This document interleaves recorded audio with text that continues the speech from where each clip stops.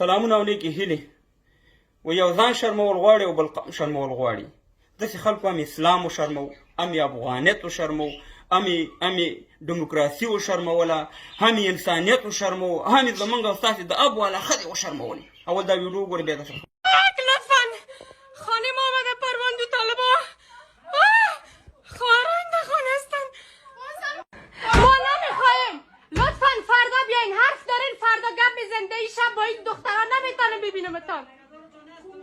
نمیخوایم دروازه رو باز کنه، نمیتونیم. لطفا گار کمک هم که افغانان ورونو یو 2 منټه سوچ وکړئ افغانان ورونو، د طالب سره بالکل 100% کې ستاسې اختلاف دا رښتیا دي.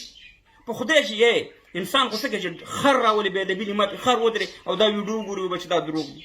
طالب احمده طالب دې ستا سر وخوري چې ته په کوټه کې ناست یې او ته داسې طالبان دي وجلي، طالبانو سره دې په هلمند کې جنګ کړی، په قندهار کې دې جنګ کړی، یا دې داسې ډرون دې په طالبانو ورولې چې تا پسې طالب راځي، طالب تا په بلا و چې تا پسې راځي. او که چېرته دا حقیقت وي خو تا به د کوټې د سر نه ویډیو کړی چې موږ کتلی چې لاندې طالبان موجود دي او دا کار کړی. اولنی سړی به زه وم اچولی چې ما د طالب په خلاف باندې ویډیو کړی وي، او چې هر څنګه طالب پسې ظلم وکړي په خدای چې موږ به ولا کې خاوره واچو، موږ به اختلاف لرو، کېږي به داسې واقع نیمه کېږي، مګر دا ډرامې شروع دي په افغانستان کې د ډېر وخت نه افغانان ورونو او استعمالي څوک دي زنانه استعمالي او د خدای په قهر ککړ شي.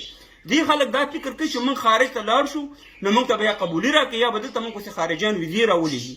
خارجیان بیا کړه ستا په ساندې نه دي ښه.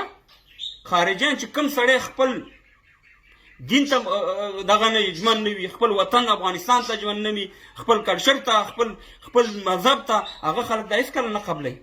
ځکه دا خارجیان پوهېږي چې دا خلک خپل دین اسلام ته خپل افغانیت ته ژمن نه دي، نو دا به زما وطن ته څوک خدمت وکړي، ما ته به څه خدمت وکړي. دا خاینان دي، غداران دي. دی هغه سړی خوښوي چې کوم سړی خپل په دین باندې، په خپل مذهب باندې، په خپل افغانیت باندې، په خپل کلچر باندې مین خلک وي. د ستاسې د 2% خلکو د لاسه زموږ خارج خلکو نوم هم شرمولی. دلته هم چې راشئ بې ادبي دي ما چې زما خویندې مې دا ویډیوګانې پرتوګونه مې ستلي په سر باندې مې تړلي، ټولو زموږ د اب والا ښځو نومونه وشرموئ چېرې دا په خارج کې به ټول افغانان داسې وي. ته خدای په قهر ککړ شي. ولې دا ډرامې کوئ؟ ولې افغانان دا کوئ شرموئ په دنیا کې؟ ولې دا اسلام داسې معرفي کوئ تاسې؟ نو افغانان ورونو دا بالکل ډرامه ده، په دې ډرامو باندې ونه غولېږئ. زه تاسو ته قسم خورم قسم چې ما سره په تیاره کې یو سړی راناست و د قندهار و د لوی قندهار په دې لندن کې اوسېږي، دا زما ویډیو کې دا شی وګوري. هغه وایي موږ یو یهودي سره یو بل افغان کار کوو، زه هم ورغلم په خدای کې نه کوئ چې هغه ته 40 روپۍ ورکولي و چې زه ورغلم ما ورته چې ما له 15 شا کوه، خو چې کله د مونځ ټیم راشي زه به بریک کوم. د بریک خو خپل ټیم و، د مونځ خو ټیم بدلېږي را بدلېږي. وایي ما ته ویل چې ولې؟ ما ورته چې زه مونځ کومه دا 15 روپۍ خیر دی ما ته دې نه کمې راکوه، خو مونځ ته مې پرېږده. وایي ما ته ویل چې دلته راشه. وایي ما ته ویل چې دا بل ما سره ډېر وخت نه کار کوي، ته خو یو ورځ دې مو نه ویل چې یاره مونځ ټیم راځي ما ته زما نه 15 روپۍ کټ کړه زه مونځ ته ځم، او ته دا خبره کوې. ورته ویل چې ما لپاره اول اسلام دی، ما لپاره اول مونځ دی، زه دا نه قضا کوم په یو قیمت باندې. ما ته ویل چې تا د 50 درکوم، 10 د هغې نه زیات درکوم، ځکه چې ته په خپل اسلام باندې ولاړې، په خپل اسلامیت، په خپل افغانیت، په خپل کلچر باندې. نو دغه شانې خلک چې دي دا کم چې دغه شانې نخرې کوي دا د دې خارجیانو هم نه خوښېږي.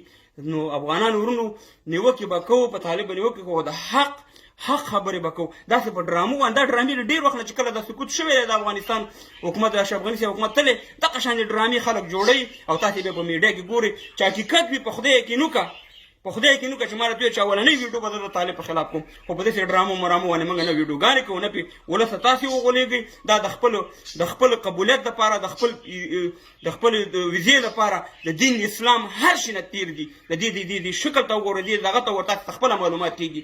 نو دغه ویډیو شیر کړئ افغانان ورونو، ونه غولېږئ او د دغه شان د خلکو په وجه باندې بیا زموږ د ټولو بدنامي کېږي. په الله سپارم دا ویډیو مخکې شیر کړئ او په داسې منفي تبلیغاتو باندې ونه غولېږئ.